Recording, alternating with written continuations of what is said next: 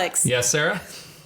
Do you ever worry that non-monogamy might be distracting you from engaging in more important things? No, not really. What about when I was at the protest last week and you were on a date? No comment.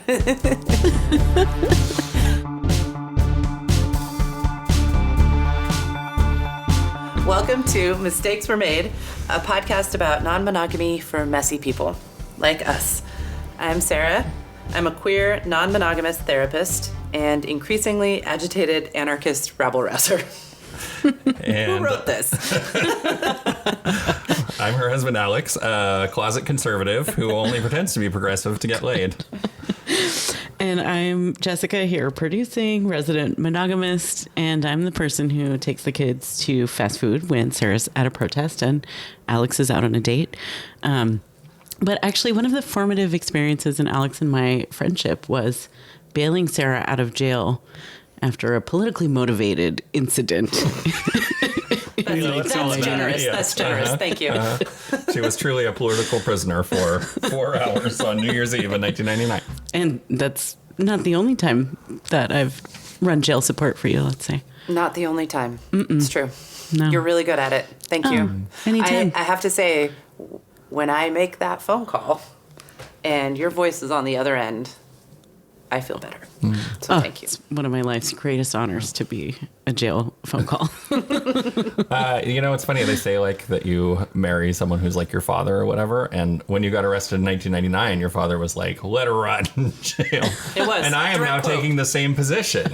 Ouch. He's all, don't call me, I'm on a date. I'm just kidding. No, I'm not. I had mixed feelings about going on a date, but I had already rescheduled it once. Anyway, moving on. I thought it was sweet and perhaps like on brand for this episode about how polyamory can create collectivist situations that allow for radical protest. Okay, so yeah, I guess the impetus for this episode and talking about political entanglements with non-monogamy was I was on yet another different date. They said it wasn't a date, but then they bought Jell-O shots, so I think it was kind of like a date. They texted me this summary of this article from The Atlantic, which is called Polyamory, the ruling class's latest fad.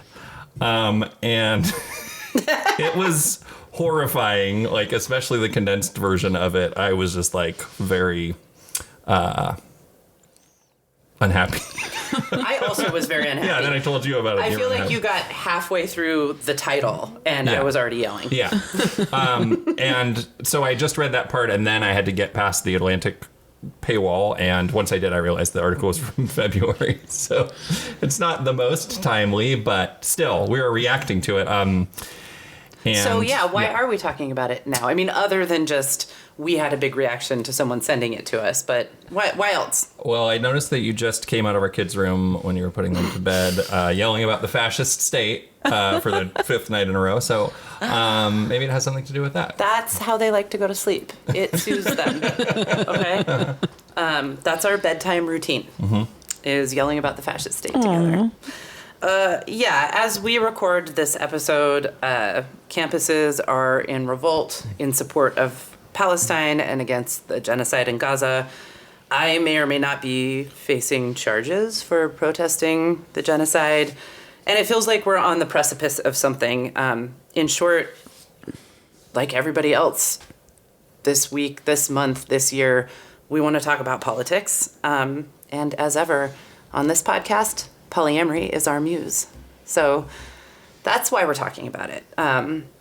Because radical politics and more people engaging with radical politics feels like the zeitgeist, and polyamory also feels like the zeitgeist. So it's no surprise that people are writing about how these two things interact with each other. And we've got thoughts, we've got feelings. Yes, thoughts and feelings. Well, I want to just read the thing that was texted to me. Because it's, or parts of it, because this is what set us off. So it says, Harper argues that polyamory is a quasi self-help fad that is largely achievable only by a small group of people. And then this is a quote from the article. The rich, who marry within their social class to combine their wealth, exacerbating inequality, enjoy the advantages of the double income two-parent household, and then grow tired of these very luxuries. From their gilded pedestals, they declare polyamory superior to monogamy. This brand of free love requires the disposable income and time to pay babysitters and pencil in their panoply of paramours that are foreclosed to the laboring masses. That was a lot of long dashes. That was a lot of alliteration, too. Yes. It's very How writerly. well written, Sarah. Quite writerly. And then there's then once I got behind the paywall, that you can actually listen to the article, which is amazing because of the way that the person who read it delivered it. And so this is actually, I want to go on and play this clip. The article is technically a review of More by Molly Rodden-Winter that we talked about, I think, a couple episodes ago, that book. So he's kind of using that as the source material to make his critique. And just to remind people of that book, Yeah. More was probably the first blockbuster memoir about someone opening up their marriage that has come out. And it was written by a wealthy or, A white lady from Brooklyn. white lady from Park Slope. Yeah. And people had really strong reactions to it, including us on one of those episodes. So Okay, so here goes.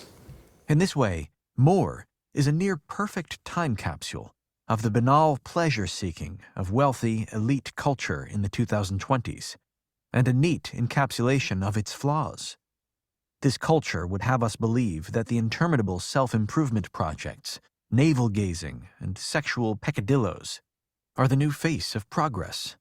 The climate warms, wars rage, and our country lurches toward a perilous election. All problems that require real action, real progress. And yet somehow, "you do you" has become the American ruling class's 3-word Bible. So, Sarah, I just want to know why you don't care about the climate warming. And clearly your relationship choices are a reflection of your total disregard for that. there is so much that is just driving me nuts about this quote right out the gate. Yeah. And I want to hear from Jessica about it. But the one thing I will just say about the climate change comment is I'm like, what? Monogamous people don't care about fixing climate change. Nobody is caring enough about fixing climate change. Like, that is generally agreed. Yes. We have a huge problem with apathy, and I don't understand. Jessica. Yeah, I mean, I don't understand how he's saying anything different than, like, people would rather be having sex than fixing climate change. Like, that's what I hear him saying. And insisting on using the word peccadillos, which really sticks in my craw. Yeah, I mean, I guess maybe by extension you could say, like, that the people who are in their kind of, like, most powerful generative period, if we wanted to give them a little credit for developing the idea, like, it's people who are in their 40s who should be not engaged with the foibles and peccadillos of sex and should in fact be, like, leading the way on these more important issues, which he names as wars and the country lurching towards a perilous election, and climate change. And to be fair, like, before I just, like, start in what he said is some of the critiques that we also had in our episode about the gentrification of polyamory. So it is worth saying that, like, the elite classes in this country will engage in almost anything else but challenging political change. And he's not wrong about that. I think the target being polyamory is an interesting choice. Yeah. And I think this, like, started to raise the question of, like, is there actually any evidence that being polyamorous makes you, like, somehow less politically engaged? He did not provide any in the article. You're both looking at me like I'm going to answer that question. Not according to the person who is putting forth that theory. No, there is no evidence. So no evidence from him. I mean, it is interesting that this is anecdotal. This is, like, me following the vibes. But it is true that in this country, political awakenings have coincided with sexual awakenings. I mean, these things have never really been separate in my understanding of the history of radical politics in the United States. What are your thoughts about that? Does that feel right? Am I following the right vibes? Yeah, I mean, that really tracks to me and certainly makes me think about the 60s in a way that I've been thinking about the 60s all week because of the protest movement. So it's interesting to think about those things going hand in hand. And like, I don't know, just the idea that you become middle-aged and therefore are no longer supposed to be exploring who you are as a sexual person is like just one more tool of control. But I'm sure we're going to like get into this, but yeah, but the idea that idea kind of goes hand in hand with the idea that you become middle-aged and you become more conservative and don't care about politics as much too. So it's kind of weird to like put those two ideas together, I guess. And he's not really talking about radical politics. Not radical enough for Sarah. Well, I'm sure that this guy, if we wanted to see if he's been weighing in on the pro-Palestine protests, would find it very unseemly for middle-aged people to be engaged in that too. Right. What this sounds like is this is the age where you're supposed to be conforming, and anything short of conforming is embarrassing. Mm-hmm. You're embarrassing me. Mm-hmm. This guy is reminding me of my dad. So, yeah, I guess one of the things that came up in, like, reading this, and we can dig more into, like, clips from it later if we have time, but, like, it seems like it all seems a little bit puritanical. Definitely. It seems to be, and I think it's like tying back to this idea that like exploring one's sexual identity and that kind of like liberation is sort of like frivolous and indulgent. Mm-hmm. And it's like the court of Louis the 14th or whatever, like we're all like doing shit like that, it's like the rich, what he's saying is like the rich elite classes are just like tootling around in these frivolities when serious stuff is going on. It is interesting, and I kind of am curious to have you two reflect on this idea that sexual liberation is, by its nature, indulgent, takes you away from more important causes, kind of like turns you inward in a selfish way. One of the reasons why I'm asking that is because there is something in me that agrees with it against my wishes. So it's clear that there's some kind of strong cultural messaging there. Yeah. I mean, I see that, right? And it's easy to be like, oh, all someone cares about is dating. I mean, I remember like starting to teach and like an older faculty member taking me aside and saying, don't worry, like 90% of what's on their mind is the dating ritual, I believe is what he said. I remember exactly those conversation, words. Right? Yeah. And he's like, so you just get the other 10% and do what you can with it, basically. I love that. I've thought about that so many times. Yeah, I've thought about it all the time. Yeah. So like, I see that as a phenomenon, but I think like, I just am so profoundly depressed by the idea that you're supposed to hit middle age and just everything is settled, who you are, everything about you, that's done. It's like you're just supposed to, I don't know, you're just supposed to then do the same thing for the rest of your entire life and then retire and then die. I feel like that's the narrative, and I find that profoundly distressing. Or like maybe or you're just supposed to get more and more conservative and hate young people. I don't know. And then also die. And then also die. Yes. It definitely ends in death. But don't ever think about death or prepare for it in any way. But going back to last episode. Go ahead. Sorry. Well, one of the reasons why, as I was listening to you talk, I think it resonates with me in some uncomfortable way, this idea that sexual liberation and exploration is a distraction from things that are more real and more important, is because that's kind of part of my narrative of what happened to the political movements of the 60s and 70s. Like, I know I said just a moment ago that these things had always gone hand in hand, but I think I really absorbed this cultural narrative that people had really good politics. They were really committed. They were like on a good road.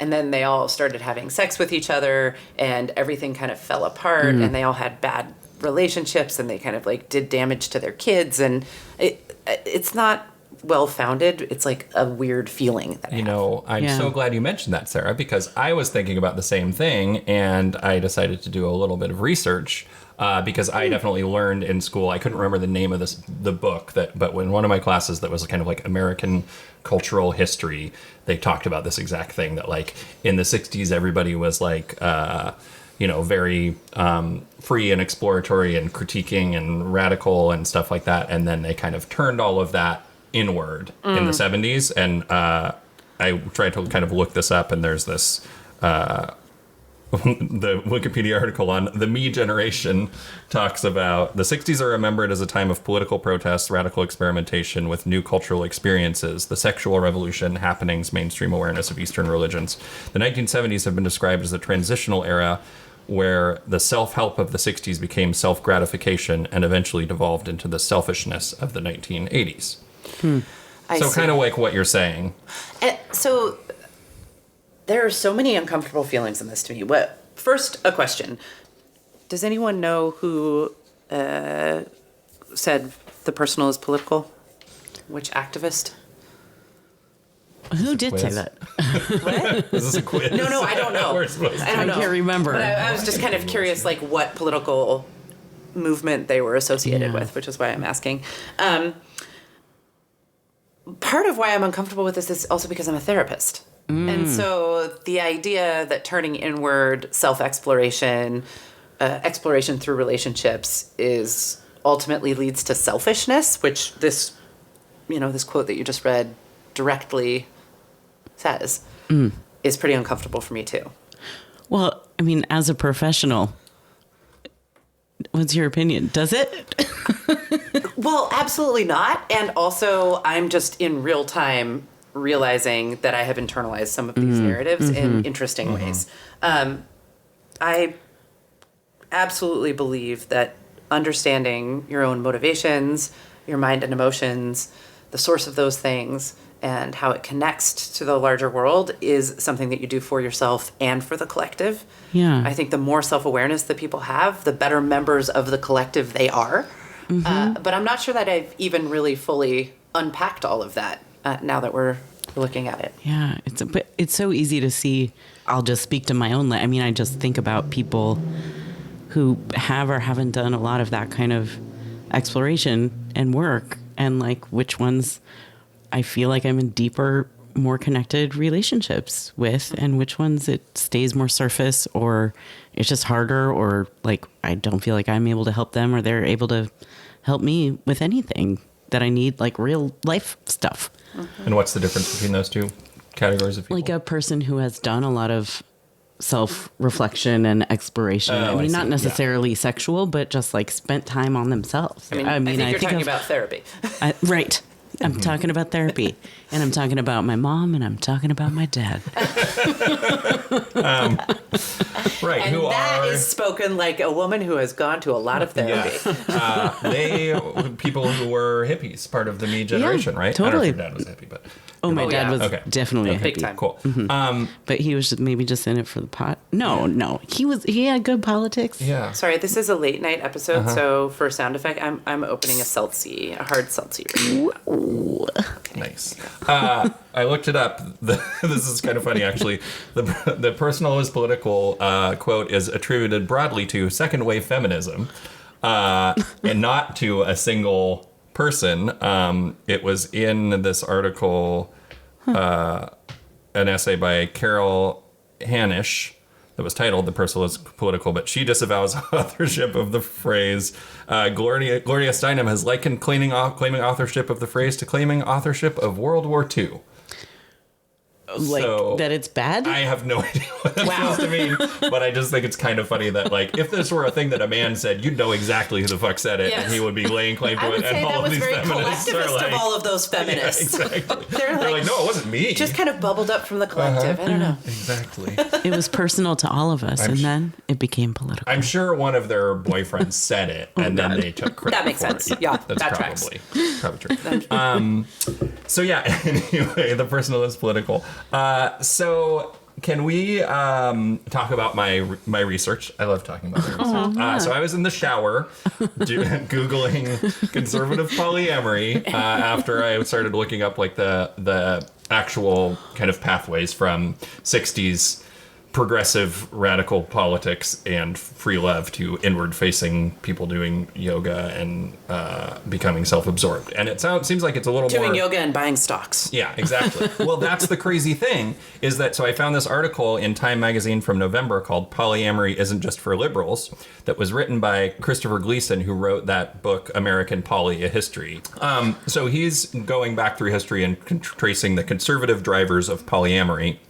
And there's a bunch of stuff in the early 20th century, and then then he gets to Ayn Rand comes up. Wait, before we get to Ayn Rand, what is the stuff in the I'm early 20th surprised we century? didn't get to Ayn Rand already. Is this the first time anyone has mentioned Ayn Rand on this podcast? On this podcast, I think so. He's starting to talk about the Beats, and it says... the Beats were not the only Americans to chide mainstream mores, nor to use literature to do so. There was also Ayn Rand, the anti-statist Russian-born novelist bent on destroying all impediments to personal autonomy.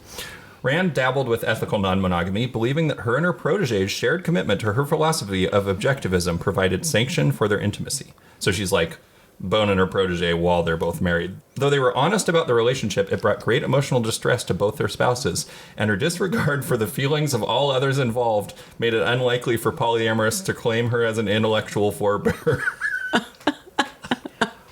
I just really liked that he's like, she's such a fucking bitch that nobody wants anything to do with her. In spite of being a leader in polyamorous thought, she's so mean to everybody and doesn't care about their feelings. So My mind is they blown. refuse I to can't claim her. believe that all of the men who have lectured me about Ayn Rand over the years have never mentioned this detail. Yeah. I'm stunned. Yeah. Yeah, that's wild. So not our favorite, maybe, or not our favorite polyamorous forebearer. The other stuff before I'm remembering now was like talking about in like the Roaring 20s and flappers, and there's a lot of like free love, kind of early women's lib stuff where everybody is kind of having sex with each other and stuff like that. And then they're like in the post-war era, in the 50s, because the ways that like and during the New Deal, I think the ways that the welfare and programs were channeled really centered the nuclear family. So it kind of like led to a step back from that. So it had actually been kind of more free family structures, more kind of progressive, and then... But how is that conservative? I'm not saying it's conservative. I think they were just like laying out kind of the history. I see. I think it was kind of like maybe sort of politically neutral. I think what he's kind of saying is that like it doesn't really have anything to do with like conservative or liberal politics. It has much more to do with like economic and social things. Mm-hmm. And so, which is maybe why I like the article, because it's a little bit Marxist, and he's talking about how the material origins of all of these trends that we like to pretend like are, caused by some sort of other nebulous vibes or whatever. It's like because the government gave money and jobs to men during the Depression, and so people had to be in families, right? And in the 20s, people had a lot more money, everybody could do whatever they wanted, and there wasn't those same restrictions. Interesting. So that also kind of equates money with access to polyamory. I guess in a way, yeah. Mm-hmm. Yeah, I mean, as an aside, and I think we might get to this, I really take issue with that too. Mm-hmm. I think that's a representation issue, not actually a statement of true demographic facts, true facts. Yeah. Because, and I haven't done a deep dive into this, but what I have looked up regarding the demographics of people who are polyamorous and non-monogamous is that they are a younger generation. The vast majority of people who are practicing it are in their 20s and 30s, not demographically wealthy. by any stretch of the imagination. So just thought I'd throw that out as kind of problematic at the core. Yeah, and I think you're right that it's a representation issue. And when you're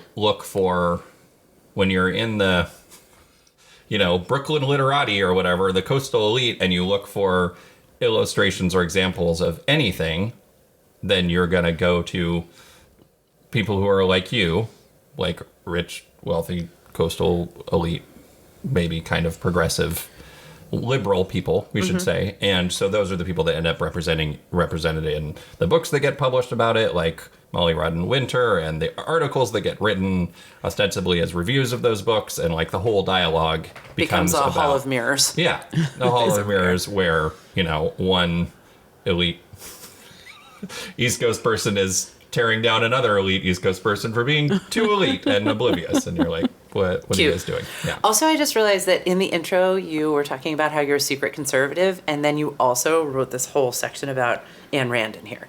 Ooh. So now I'm like, what? Copy pasted. I did also just call her a F and B word, which I now feel very bad about. Right, because we've been telling our kids they're not allowed to use that word. Yeah. I think they're not there yet, but I feel like there should be an exception for Ayn Rand, but maybe not. I will take it under consideration. Okay. Jessica and I will take it under consideration. Yeah, we'll take it to the Women's Council. Okay. Take it to Gloria Steinem, and you wrote that article.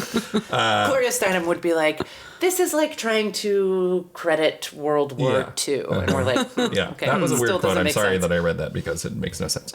So then other stuff, big time polyamory news in this era. The book Stranger in a Strange Land, which I didn't really like. I've seen it on my parents' bookshelf. Mm-hmm. It is referenced in Billy Joel's We Didn't Start the Fire. So obviously very important. We don't know why or what it means because we were 8 when that song comes out. But it's this sci-fi book that came out in the late 60s, early 70s that is supposed to be like a challenge to social norms. And the premise is like this guy who grew up on Mars comes back to the US and he has like sort of neutral morality. He hasn't been like raised with all of the social mores that we have. And so he's just like, this seems really weird. And this guy's open-mindedness allows him to critique institutions like religion, money, the fear of death, and monogamy. Interesting. And Robert Heinlein goes on to like be a big time proponent of non-monogamy, but also a big time like conservative libertarian kind of like thinker. I was kind of wondering when the libertarians were going to show up. Yeah. I was like, like my sort of spidey sense for the libertarians was tingling. And I'm like, oh, there it is. Yeah. I'm like back here thinking about how government like aid programs can like shape the family unit. I was thinking about how so much of the stuff that came out of like the civil rights movement was then aid to families without fathers and the problems that caused. So I was going on a little rabbit hole about that in my mind. I mean, what this all kind of points out is that family units and how they manifest in a culture are by design. Yeah. Right. That it's not some sort of natural and organic expression of the way relationships should be, but in fact something that is like shaped by the culture and other systems and forces. Yeah. Well, and check this out. Then this sort of like strain of libertarian conservative polyamory continues, and there's a bunch of like cults that are like hippies who have become done that 70s thing kind of that we were talking about, but they're not just like turning inward, they're like turning more capitalist libertarian, but they're still like, we should be able to do whatever we want in every realm, and they're kind of taking some of the free love stuff forward. And so that was like kind of going on throughout the 70s. And then this guy, so this is another quote from that article, this guy, Ryan Nearing, co-founder of the influential polyamory nonprofit Loving More, argued in 1984 that committed multi-partner relationships were identical to monogamous relationships in that they were characterized by the joys and trials of navigating careers, child rearing, spirituality, and asset sharing. What they offered that monogamy could not was, quote, far greater economic security and an increase in loving parents and role models.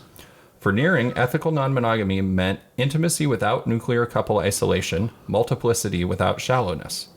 Furthermore, those truly committed to the freedom afforded by limited government had no basis to deny such unions.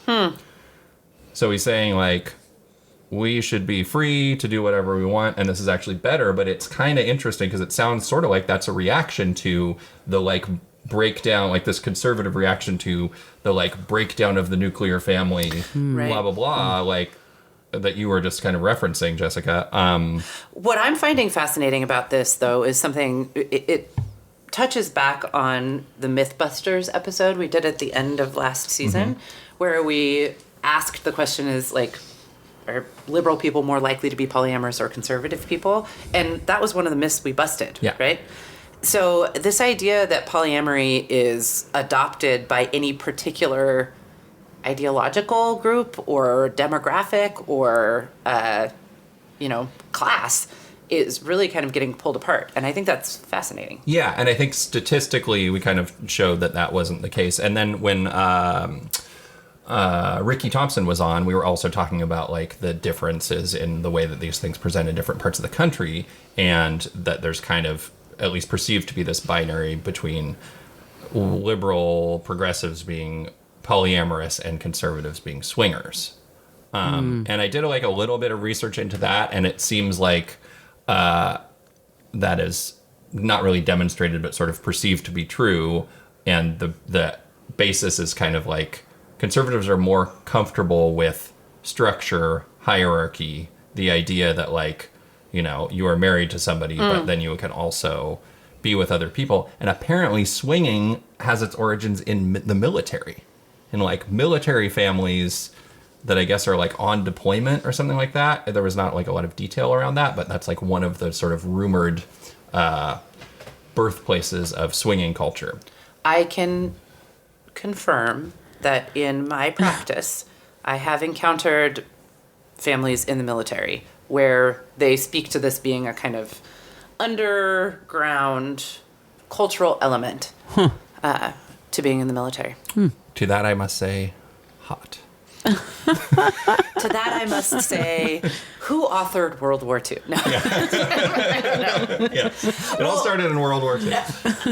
Okay, so I'm really appreciating this. We've kind of, like, neutralized the political piece of polyamory. Yes. Thank you for indulging my long tangent into the question of whether polyamory is essentially, like, liberal or conservative. Clearly not. It's not, and that's fascinating. And I think, like, I'm not sure if it's important to go back to the article. What is the author's name? Tyler Austin Harper. Sorry. Tyler Austin Harper's article here. Although he does kind of just skewer this stereotype of liberal elites as the only people doing this. So I think this kind of, like, helps to point out that he's not really talking about polyamory or the way that it has existed or does exist in our culture in any kind of meaningful way or with any depth.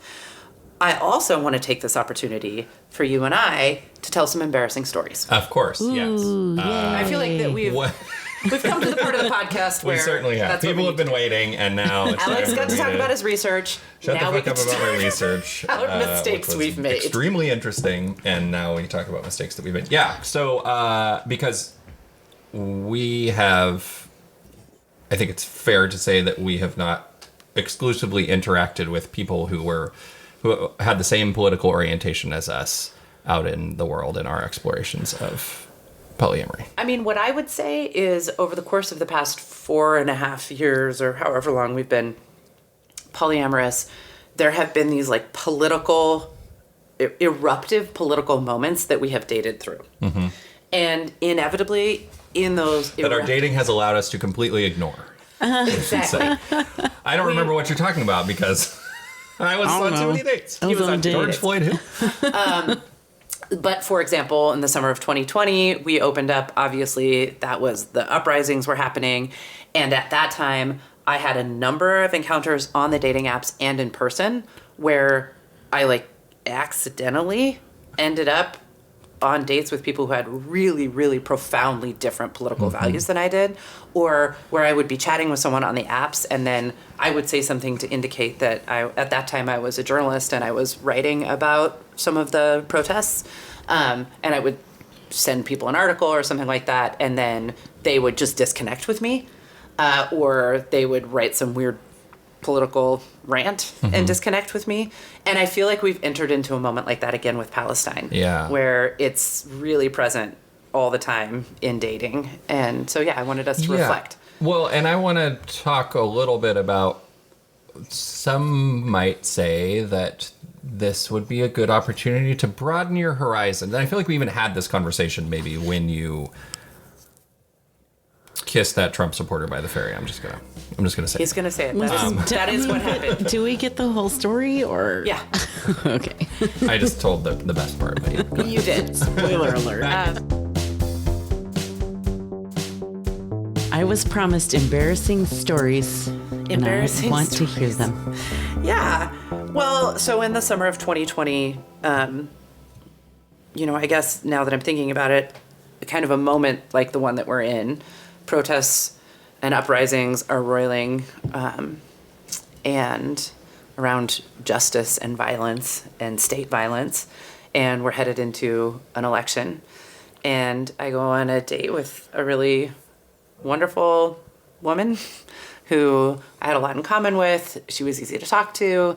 We were both parents. I believe she was actually associated with the military, now that I think about it. And, we're just like getting to know each other and enjoying it. It was smoke season. So then to kind of add to the apocalyptic feel, we like walk outside and we're like choking on the air or whatever. And she made some derogatory comment about wearing masks. And I think I remember at the moment being like, maybe this is like about the smoke. But, you're just like, shit. It's like derogatory comments about wearing masks in the summer of 2020. Yeah. Dude.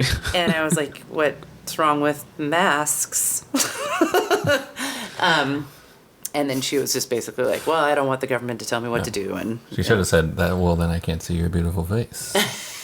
That's the line I use. That's good. Smooth. That is good. Again, secret conservative. Yeah. I like it. They really took the wrong tack with that whole anti-mask thing. Make it more smooth. They should hire you for their comms. Yeah. And that pretty quickly led to it being revealed that she had supported Trump in the first election and was abstaining from voting in the upcoming election. And it was just like it was like this emotional heel turn, and I think it probably like changed me forever. It's like I have a kind of vigilance about that I didn't have back then. And I think in part because back then I would have probably still liked the idea that connecting across political lines through dating or other kind of social experiences was like valuable and important and part of what I wanted to be doing.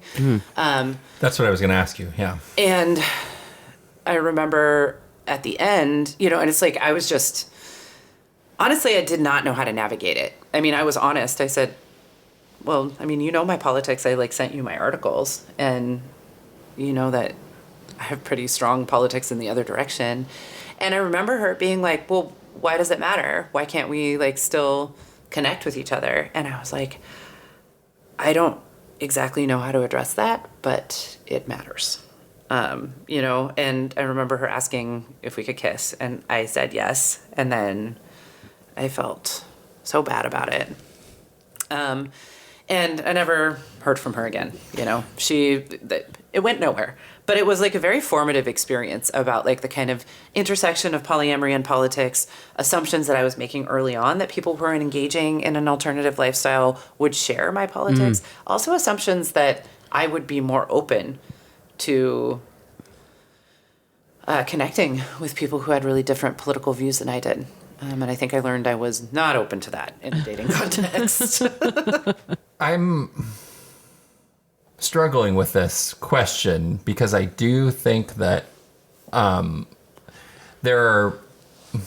too have gone on dates with people who are conservative. I'm thinking of like one person in particular where it was like not super overt and partisan, but she made clear that she had some like questions about abortion legality or whatever. This was right after that had happened, after the Roe v. Wade was overturned, I think. And Yikes. Bammer. it was like the context that it came up in was interesting because she was talking about how she was like loosely involved with this like kind of new agey political person who we know and dislike for selling us out at anti-globalization protests 20 years ago. Huh. And then, I know who you're talking about. I will not be saying their name. and then this lady was like, so I'm like up in her shit, but I'm always getting in trouble because I extend her like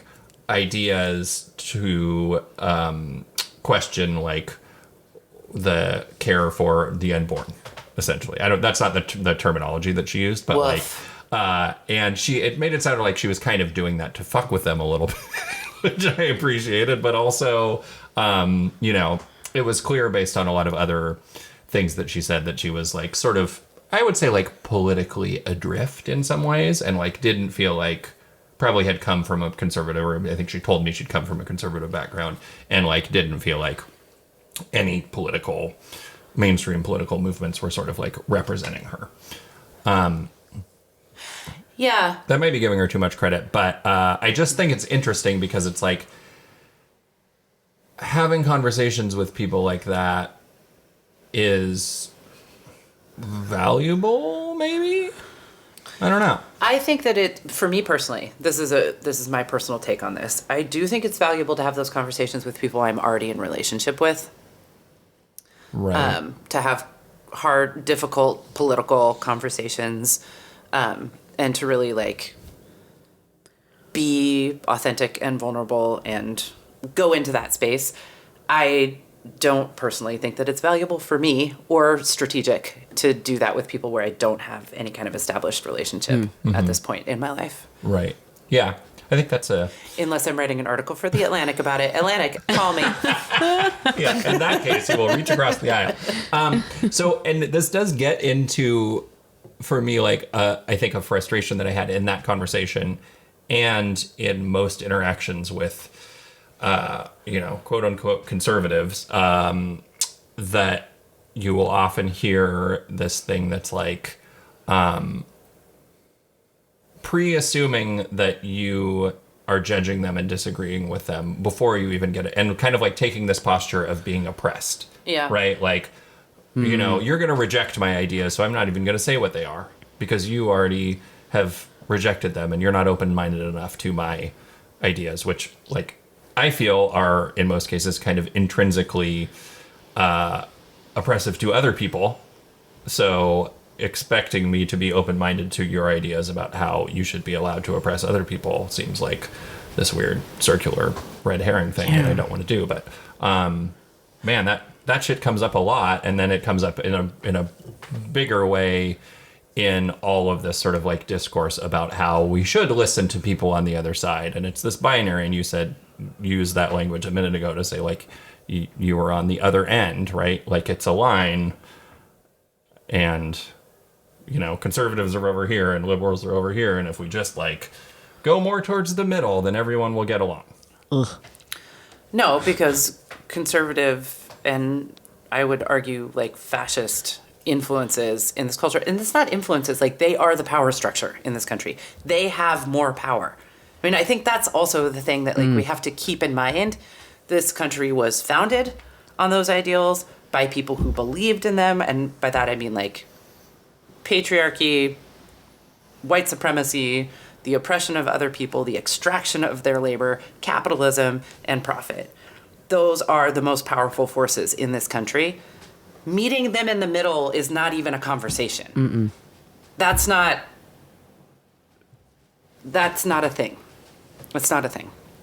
And that's like a false pretense that I will not engage with anymore. And I sure as shit I'm not going to engage with it in bed. Yeah. I agree with you 100%. And I also think that's like, you just like laid out a framework and an understanding that is like not central to the political discourse in our country. Right. So like when people talk about. There's a discourse? Sorry. Yes. There's a civil discourse, Sarah, Oh, shit. and you just shit on it with your ideas about how we're all white supremacists and that our country was founded on slavery and indigenous genocide, and all of that stuff is true. However, you shouldn't say it because it's not polite. Yeah, how dare you? And it messes up the discourse. It does. It certainly messes up the and that's discourse. exactly my And point, some is that dates. nobody has, and a lot of dates. Nobody, that's not the discourse. So people will, it's really hard to connect with people who haven't accepted those things. Right. Right. Yeah. It's hard to connect with them in conversational ways and in romantic ways as well, I think. And we're back in that moment where Palestine is one of these like bright lines where, I know that for you, you've mentioned it with people that you're chatting with on the apps and then they've just disconnected from you. Yeah. That's happened to me too. Mm-hmm. Yeah, that happened to me recently when it was like with a couple and they like seemed kind of cool and the guy started talking to me right away and then we were going back and forth. And then I can't remember. I mean, really, I did it with you in mind because I was like, there's no way Sarah's going to be into this if these people are not on the same page about that stuff. And then I was like, I said, since they've disconnected, I don't have the receipts, but it was something like, I was like, so you're probably pro-Palestine and anti-cop, right? And this was like last week or something. It was right in the middle of all this stuff. And he was like, I'm neither, smiley face. And then I was like, okay. And Okay, first of all, that just like doesn't even make sense grammatically. Neither what? neither pro-Palestine nor anti-cop. Oh, I see. But you said you're probably pro-Palestine and anti-cop. Yeah. I'm just saying. Atlantic, again. She got good grammar. Quotes. I don't have the quotes. And then I said something very smart, talking about the connections between how can you critique one system if you're like, how can you critique or question monogamy if you're not questioning all these other systems? But I formed it as a question so that it sounded diplomatic.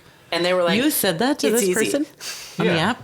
Something like that. Yeah, that's cool. And then they Yeah. disconnected. They didn't answer. They did not respond. They were just like, I'm out. And it was diplomatic. I mean, I do want to say, like, I did force the issue to, like, have them tell me what their politics were and kind of, like, purity test them, I guess. But I also... Disagree that that's a purity test. Okay, yeah. Say more about that.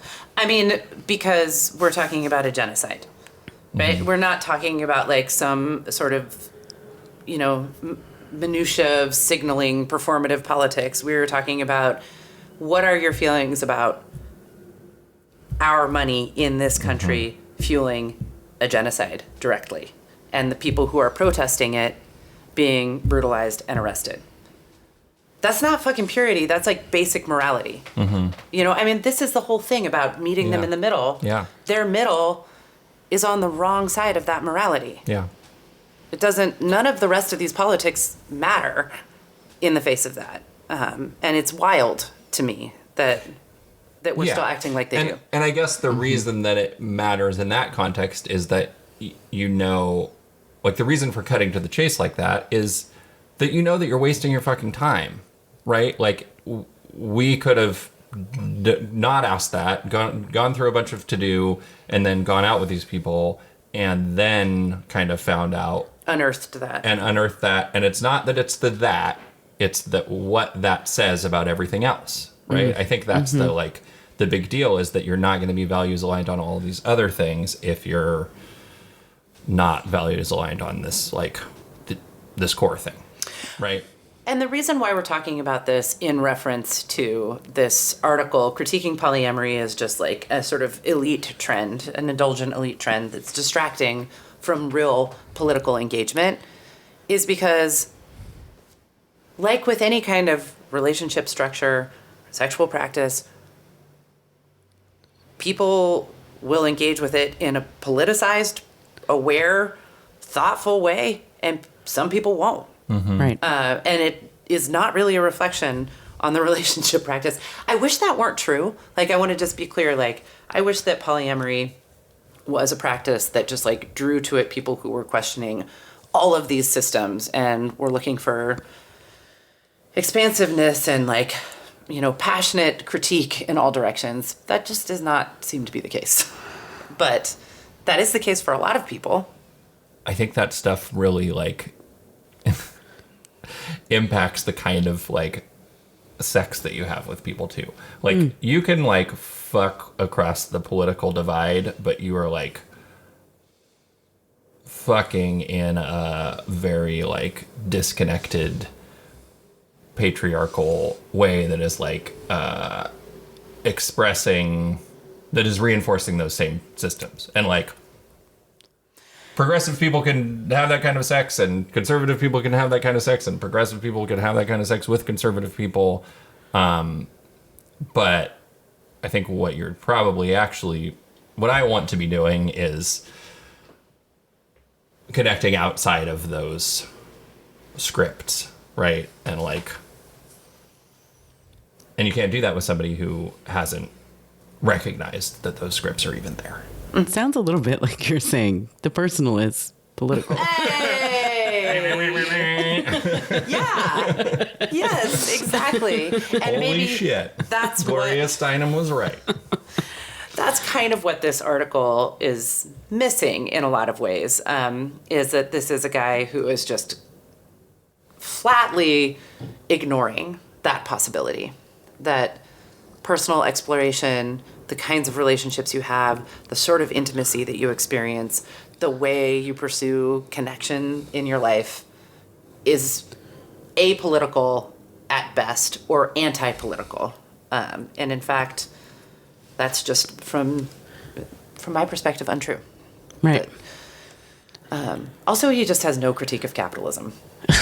He's just like has some kind of casual contempt of people who are clearly of the same class as him, but no actual critique of capitalism. And I'm just like, if you don't have any critique of capitalism these days, like you don't get to do any hand wringing about how people aren't politically engaged enough. No. Sorry. That's that's the bar for entry. Yeah, you'll notice that his list of, things that we should be paying attention to are like climate wars, a perilous election, but not, capitalism and corporate monopolies running roughshod over everything. It's the cause of all of those things, bro. Right. Or even poverty, Yeah. right? Yeah. Do you want to hear more redonkulous clips from this? I mean, I think so. article? Let's tear them apart. We'll just like squeeze the last little bits of outrage out Okay. of this experience that we can. Yeah. Okay, listen to this one. We might call this turbocharged version of authenticity culture therapeutic libertarianism, the belief that self-improvement is the ultimate goal of life, and that no formal or informal constraints, whether imposed by states, faith systems, or other people, should impede each of us from achieving personal growth. This attitude is therapeutic because it is invariably couched in self-help babble. And it is libertarian not only because it makes a cult out of personal freedom, but because it applies market logic to human beings. We are all our own startups. We must all adopt a pro-growth mindset for our personhood and deregulate our desires. Okay. Crazy. So he is critiquing And in capitalism. fact, he did critique capitalism. But I stand in corrected. I mean, but nuttiest way possible. Did he I don't know. I was like, in my mind, I was like, but if he was replacing all of these examples with people who like running actual startups where their only goal is to just make a ton of money, would he be critiquing that? I don't know. And it actually, the two things actually have nothing substantively to do with each other now that I think about it. Like, how is that like being our own startups? Right. Like, whatever you want to say about It's just personal, like investing in improvement. yourself. in personal, something. has nothing to do with No, running, they're running a unrelated. business. This guy, it's kind of one big nothing burger after. It's like an assembly line of nothing burgers, I'm realizing, as we go through this. But then he'll come up with these turns of phrases like therapeutic libertarianism that just like makes me want to tear my fucking hair out. I'm like, what? Well, and what's crazy is that he's making a conservative argument, right? Because he said in that clip, people want to do things that they don't want to be constrained by any institutions. Which is like, that's like an inherently conservative critique to be like, there are institutions, there are rules about how to do things, and you should not transcend those institutions. Those institutions, those rules are important. We should conserve them. Like, that is the fundamental Right. Well, premise Yeah. of conservatism. I mean, this is where I think it gets interesting to be a radical leftist, because I'm like, I am definitely critiquing all of those institutions and believe that many of them, if not all of them, should be dismantled and Right. So you're reconstructed Yeah. in a in different his way. framework, you are he's got your number. In what sense? Well, he's saying these people want to just go and do whatever they want, not do what the institutions tell them to do. And you're saying, yeah, you're damn right. I see. Yeah. Or you're not saying I just want to do whatever I want, but you are saying I want to burn your institutions to the ground. Right. I mean, it's kind of nuanced. Yeah, and I think the reason that stuck out for me, and I wanted to talk about it, is that this whole conversation is like a liberal with a capital L conversation, right? Like, this guy's a liberal, the people he's shitting on are liberals. Liberals are just conservatives, right? Well, I think that's the point I'm trying to make here, is that, like, the liberal conservative political dichotomy is kind of meaningless in all, like, it's come to mean almost nothing coherent, I think. Yes, like, I agree in with that. the modern world, like, And here he is policing people's sexual behavior, Yeah. too. So I'm just like, what do you guys not do? Yeah. As far as conservatism goes. You just right. do it all. Yeah. And you don't like people doing what they want because it's distracting them from doing these milquetoasty liberal things Okay. to It's deal late. with climate change. I've had some hard seltzy. Yeah. I'm a little tired, but is it possible that this entire argument is in fact because free love, polyamory, and exploring different types of relationships might cause people to skip entirely over their liberalism and get into radicalism? And is perhaps his argument that they're supposed to stay in this, like, liberal center? Not necessarily like, he's like, I'm concerned that these people would have an incredible fire under their asses for actually improving this world, but they are not, because they are having too much sex. I feel like actually what he's saying is, no. We want you to just sit here on Milquetoast Island with us. And anything outside of Milquetoast Island, we are going to morally police. And even if our moral arguments are inconsistent and don't make any sense, we're going to lob them at you. Yeah. Yeah. I think that's a pretty good summary. Milquetoast Island. He's like, Atlantic. Listen. That would be the title of the article that I would like to write for you. A review of Tyler Austin Harper's review of Molly Rodden Winter's More. Milquetoast Island. I feel like that looks like the Atlantic's something they would put on Thank Instagram. you. Thank you very much. Okay, well, should we try this other clip? Because I think he's going to accuse you of something even worse here at 6:15. Let's see, this is the time code you put in. So this Is it anti-Semitic? Because I'm getting kind of used to that. No, it doesn't come up in this article, but it was published in February, so that was before. That explains it. We just called everything that we didn't like anti-Semitic. In his 1978 bestseller, The Culture of Narcissism, Christopher Lasch argued that American narcissism should not be understood as simple self-obsession.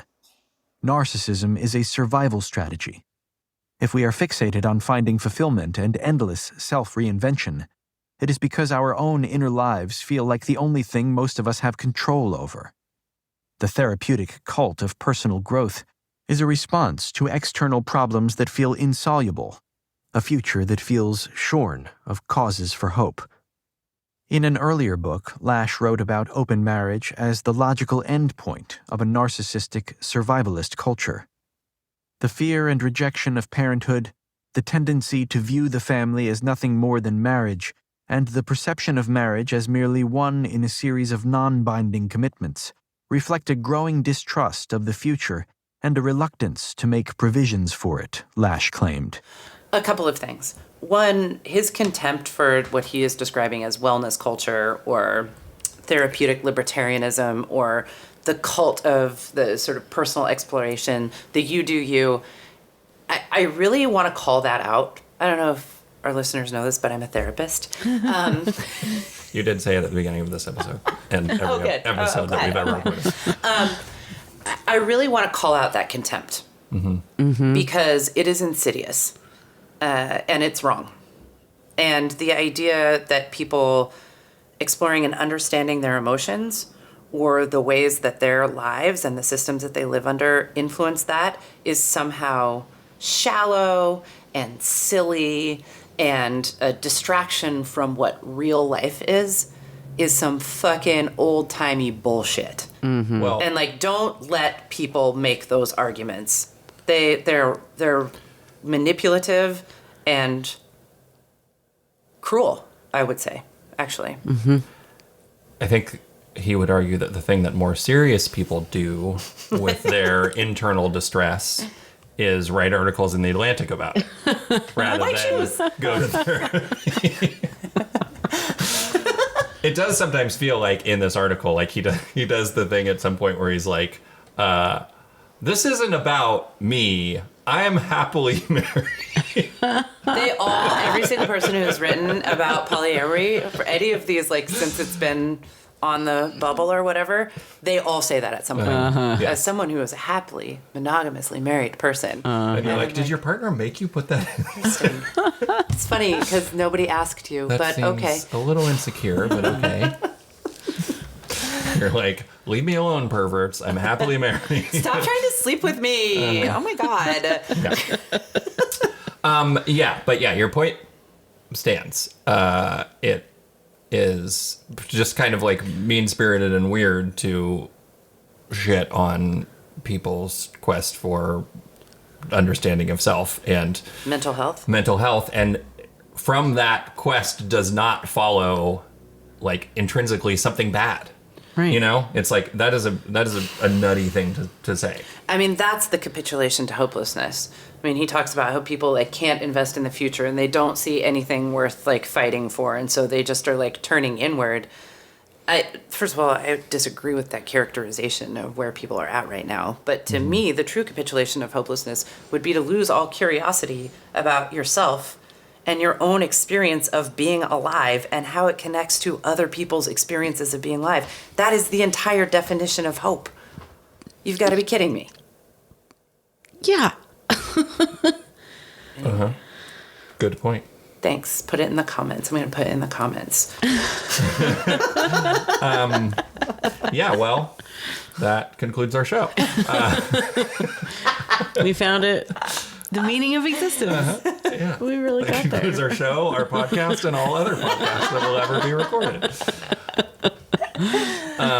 Yeah, no, totally. What a weird thing to Argue. be mad about. What a weird thing to argue. Yeah. I think that this man is maybe not very happy. But we can help him.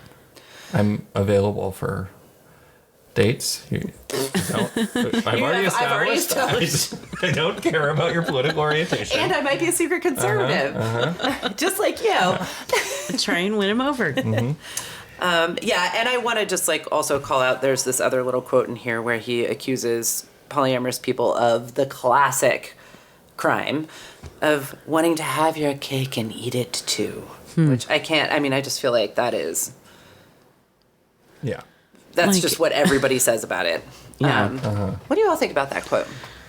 This is taking me back to something I wanted to say earlier. If I were to like try and deeply interrogate the connection between my own dating or like expressions of polyamory and my engagement with like politics in the broader world, like you could maybe make a connection that like you would have to include like kind of mental health there too. When I was like a monogamous, less I don't know, emotionally actualized person who wasn't in therapy and didn't like think about my inner self in the same way that I do now, I was maybe like more pissed off about stuff, and I maybe externalized that anger more rather than like thinking about it and processing it, and maybe that in some cases led me to be more like politically engaged in a way. However, the ways that I expressed that uninterrogated political engagement were just like accidentally progressive, right? Like you could be in the exact same place if you're telling people like, don't think about that stuff, just like take the rage bottled up inside of you and express it in the political theater. You could end up, joining the military or shooting a bunch of people or whatever. So I don't think that January that's 6th comes to mind. right, storming the Capitol. Exactly. And who knows why you're storming the Capitol. Right. So, yeah, I don't know. I guess I'm not really sure why I wanted to come back to that, but... I mean, to me, it sounds like you're talking about, again, wanting to understand yourself and how you connect to the broader world. And that means that you can, when you do engage politically, it can be with depth and meaning. Yeah. Yeah. So we've been talking about like the kind of like liberal conservative dichotomy not working very well. But I do think in all of the like thinking about this and talking about it and the like sort of history around polyamory, there is a dichotomy between like individualism and collectivism that does kind of show up. And that sometimes polyamory is expressed in this sort of like individualist way, like I should be able to do whatever I want to do in spite of what institutions say, and I'm Or like, how others feel. or how other or how others feel. Yeah, right. And that is like I guess I don't really care whether it's liberal or conservative, but like that is a coherent binary. Yes, right? I agree. Yeah. And so I'm curious, like, to hear your thoughts about that. It sounds like you're kind of saying that it could be also a more collectivist expression. I mean, I think it is for me. Mm-hmm. When I think about recent political events that I have been engaged in, I have drawn on the community that we've built in part through polyamory.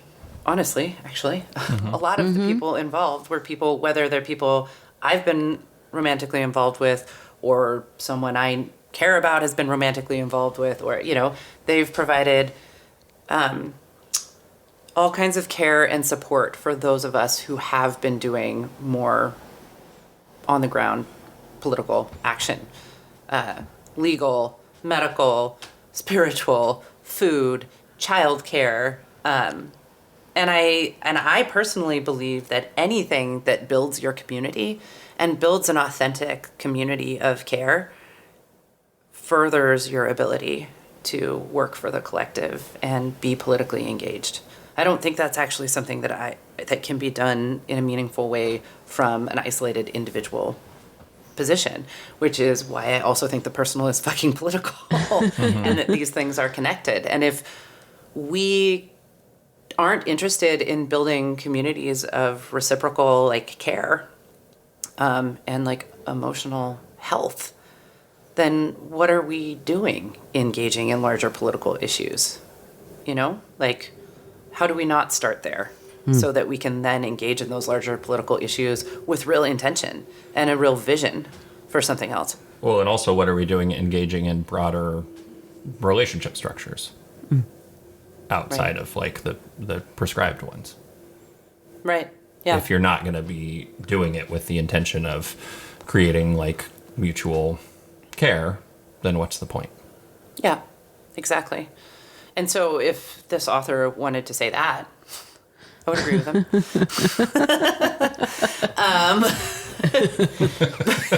If he said something completely different than what he said, you would agree with him. Yeah. It's like you can have critiques of how this is being practiced and represented and what it might mean and how it may echo troubling trends in general in the culture. Absolutely. But that is not the full story of polyamory. I wouldn't say that's even like a significant part of the story of polyamory. This all is making me think about the sort of like notion of objectivity and the way it gets talked about in journalism, and the idea that there could be like a journalist who is outside of everything and therefore can report objectively on what's happening in the world, and how I think like the journalism world has had a real reckoning about this in the past few years of realizing like how rooted in white supremacy and patriarchy that concept was, and that kind of it was only old white men who were able to see themselves in that, or that we all were able to see as that sort of like outside, and, you know, therefore able to report objectively. And I guess I feel like he is taking that same sort of idea or position, or just saying like, you should just be, is it what he's saying, or is it just like what he's living? He's sort of like thinking of himself in that way. Mm-hmm. Well, and to even position himself as being able to pass moral judgment on how people love, have sex, design their families is inherently kind of arrogant and I think mean-spirited in that way of like faux objectivity. Yeah. That there's a right way of doing things and these people are not doing it Yeah. the right way. And it's like, sorry, who fucking asked you? Right. Yeah, which is, again, I wouldn't say it's either like, you know, he's not like on an individualist or collectivist spectrum anywhere. He's kind of on a weird faux liberal conservative spectrum, or like he's really pointing out the thing that you said, that like those two perspectives are the same when it comes to meaningful issues. It's also, I want to ask, like, so his perspective could be sort of summarized as like very pessimistic about like the rise of polyamory and its recognition, and it's having this moment that it's having is a bad sign. The fall of Rome. It's sort of like things are getting indulgent and Rome is about to fall. Yeah. So what is like the counter point to that? Like, what is there do you like have an optimistic view on my optimistic view is that Rome will fall. Or perhaps Rome already because fell. of polyamory. Because of polyamory. So in fact, we actually have a lot in common. Oh, no, I mean, I think it is similarly that these institutions and these structures are crumbling and they are failing us even more profoundly and acutely than they have. But I think that's hopeful. I'm excited for that, especially as I see people explore themselves and other ways of living and building communities that work for them, and engaging with authentic expressions of who they are. You know, like that, these things go hand in hand. Yeah, and the questioning of the institution of monogamy is like a part of that can lead you to, you know, questioning that first can potentially lead you to questioning all the other things, or questioning all the other things first will lead you to questioning monogamy. But regardless, they're connected in that way. Right. Yeah, and that is hopeful. And that is hopeful. Yeah. I think so, yeah. Okay, well, thank you. Yeah, thanks, y'all. Thanks for doing a late night Poly-tics session with us. And thank you for listening to Mistakes Were Made. You can find us and weigh in with your own opinion. Make sure it fits into a neat political binary, though. No, just kidding. You can find us at mistakescast on Instagram and at gmail.com. And we're very excited to be debuting our brand new logo. Hopefully you're seeing that. It's beautiful and sexy and features butts. Look for the butts. Finally butts. And it was designed by Aaron Franklin, who runs the Whatever Factory, which is an amazing ceramic studio that is offering classes, and you can currently register for the next round of classes at whateverfactory.org. Check it out. Maybe we'll see you there. Bye, everybody. Thank you. Bye.